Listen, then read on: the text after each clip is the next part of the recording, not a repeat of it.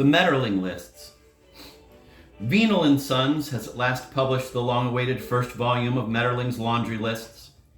The collected laundry lists of Hans Metterling, Volume 1, 437 pages, plus 32-page introduction, indexed, $18.75, with an erudite commentary by the noted Metterling scholar Gunther Eisenbud.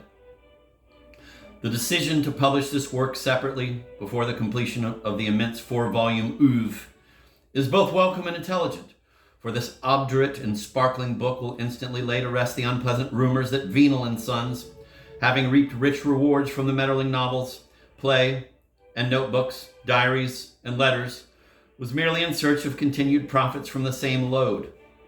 How wrong the whisperers have been. Indeed, the very first Metterling laundry list. List number 1. 6 pairs shorts, 4 undershirts, 6 pairs blue socks, 4 blue shirts, 2 white shirts, 2 handkerchiefs, no starch. Serves as a perfect near-total introduction to this troubled genius, known to his contemporaries as the, quote, Prague weirdo, end of quote. The list was dashed off while Metterling was writing Confessions of a Monstrous Cheese, that work of stunning philosophical import in which he proved not only that Kant was wrong about the universe, but that he never picked up a check. Metterling's dislike of starch is typical of the period, and when this particular bundle came back too stiff, Metterling became moody and depressed. His landlady, Frau Weiser, reported to friends that, quote, Herr Metterling keeps to his room for days, weeping over the fact that they have starched his shorts, end of quote. Of course, Breuer has already pointed out the relation between stiff underwear and Metterling's constant feeling that he was being whispered about by men with jowls. Metterling, paranoid depressive psychosis in the early lists, Zeiss Press. This theme of a failure to follow instructions appears in Metterling's only play, Asthma, when Needleman brings the cursed tennis ball to Valhalla by mistake. The obvious enigma of the second list, list number 2, 7 pairs shorts, 5 undershirts, 7 pairs black socks, 6 blue shirts, 6 handkerchiefs, no starch. Is the 7 pairs of black socks, since it has been long known that Metterling was deeply fond of blue. Indeed, for years the mention of any other color could send him into a rage, and he once pushed Rilke down into some honey because the poet said he preferred brown-eyed women. According to Anna Freud, quote, Metterling socks as an expression of the phallic mother, end of quote, Journal of Psychoanalysis, November 1935. His sudden shift to the more somber leg wear is related to his unhappiness over the, quote, Bayreuth incident, end of quote. It was there, during the first act of Tristan, that he sneezed, blowing the toupee off one of the opera's wealthiest patrons. The audience became convulsed, but Wagner defended him with his now classic remark, quote, everybody sneezes, end of quote. At this, Cosima Wagner burst into tears and accused Metterling of sabotaging her husband's work. That Metterling had designs on Cosima Wagner is undoubtedly true, and we know he took her hand once in Leipzig and again 4 years later in the Ruhr Valley. In Danzig, he referred to her tibia obliquely during a rainstorm, and she thought it best not to see him again. Returning to his home in a state of exhaustion, Metterling wrote Thoughts of a Chicken and dedicated the original manuscript to the Wagners. When they used it to prop up the short leg of a kitchen table, Metterling became sullen and switched to dark socks. His housekeeper pleaded with him to retain his beloved blue or at least to try brown, but Metterling cursed her, saying, Slut, and why not Argyles, eh? In the third list, list number 3, 6 handkerchiefs, 5 undershirts, 8 pairs socks, 3 bed sheets, 2 pillowcases. Linens are mentioned for the first time. Metterling had a great fondness for linen, particularly pillowcases, which he and his sister as children used to put over their heads while playing ghosts, until one day he fell into a rock quarry. Metterling liked to sleep on fresh linen, and so do his fictional creations. Horst Wassermann, the impotent locksmith in Fillet of Herring, kills for a change of sheets, and Jenny, in The Shepherd's Finger, is willing to go to bed with Kleinman, whom she hates for rubbing butter on her mother. Quote, if it means lying between soft sheets, end of quote, it is a tragedy that the laundry never did the linens to Metterling's satisfaction, but to contend, as Faltz has done, that his consternation over it prevented him from finishing "Whither thou goest, Cretan," is absurd. Metterling enjoyed the luxury of sending his sheets out, but he was not dependent on it.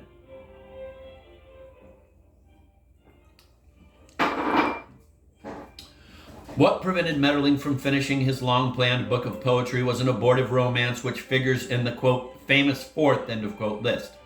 List number 4, 7 pairs shorts, 6 handkerchiefs, 6 undershirts, 7 pairs black socks, no starch, special one-day service. In 1884, Metterling met Lou André Salome, and suddenly we learn he required that his laundry be done fresh daily. Actually, the two were introduced by Nietzsche, who told Lou that Metterling was either a genius or an idiot, and to see if he could guess which. At that time, the special one-day service was becoming quite popular on the continent, particularly with intellectuals, and the innovation was welcomed by Metterling. For one thing, it was prompt, and Metterling loved promptness. He was always showing up for appointments early, sometimes several days early, so that he would have to put up in a guest room. Lou also loved fresh shipments of laundry every day. She was like a little child in her joy, often taking Metterling for walks in the woods and there unwrapping the latest bundle. She loved his undershirts and handkerchiefs, but most of all she worshipped his shorts. She wrote Nietzsche that Metterling's shorts were the most sublime thing she had ever encountered, including "Thus Spake Zarathustra." Nietzsche acted like a gentleman about it, but he was always jealous of Metterling's underwear and told close friends he found it, quote, Hegelian in the extreme, end of quote. Lou Salome and Metterling parted company after the Great Treacle Famine of 1886, and while Metterling forgave Lou, she always said of him that, quote, his mind had hospital corners, end of quote. The fifth list number 5, 6 undershirts, 6 shorts, 6 handkerchiefs, had always puzzled scholars, principally because of the total absence of socks. Indeed, Thomas Mann, writing years later, became so engrossed with the problem he wrote an entire play about it, The Hosiery of Moses, which he accidentally dropped down a grating. Why did this literary giant suddenly strike socks from his weekly list? Not, as some scholars say, as a sign of his oncoming madness, although Metterling had by now adopted certain odd behavior traits. For one thing, he believed that he was either being followed or was following somebody. He told close friends of a government plot to steal his chin. And once, on a holiday in Jena, he could not say anything but the word eggplant for 4 straight days. Still, these seizures were sporadic and do not account for the missing socks, nor does his emulation of Kafka, who for a brief period of his life stopped wearing socks out of guilt. But Eisenbud assures us that Metterling continued to wear socks. He merely stopped sending them to the laundry. And why?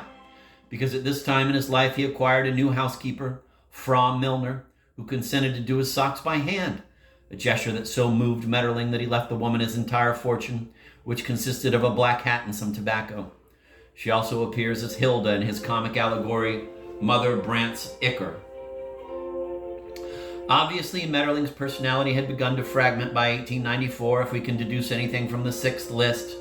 List number 6, 25 handkerchiefs, 1 undershirt, 5 shorts, 1 sock, and it is not surprising to learn that it was at this time he entered analysis with Freud. He had met Freud years before in Vienna, when they both attended a production of Oedipus, from which Freud had to be carried out in a cold sweat. Their sessions were stormy, if we are to believe Freud's notes, and Metterling was hostile. He once threatened to starch Freud's beard and often said he reminded him of his laundryman. Gradually, Metterling's unusual relationship with his father came out. Students of Metterling are already familiar with his father, a petty official who would frequently ridicule Metterling by comparing him to a Wurst. Freud writes of a key dream Metterling described to him. Quote, I am at a dinner party with some friends when suddenly a man walks in with a bowl of soup on a leash. He accuses my underwear of treason, and when a lady defends me, her forehead falls off. I find this amusing in the dream and laugh. Soon everyone is laughing except my laundryman, who seems stern and sits there putting porridge in his ears. My father enters, grabs the lady's forehead, and runs away with it. He races to a public square, yelling, at last, a forehead of my own. Now I won't have to rely on that stupid son of mine. This depresses me in the dream, and I am seized with an urge to kiss the burgomaster's laundry. Here the patient weeps and forgets the remainder of the dream, end of quote. With insights gained from this dream, Freud was able to help Metterling, and the two became quite friendly outside of analysis, although Freud would never let Metterling get behind him. In Volume 2, it has been announced, Eisenbud will take up lists 7 through 25, including the years of Metterling's private laundress and the pathetic misunderstanding with the Chinese on the corner.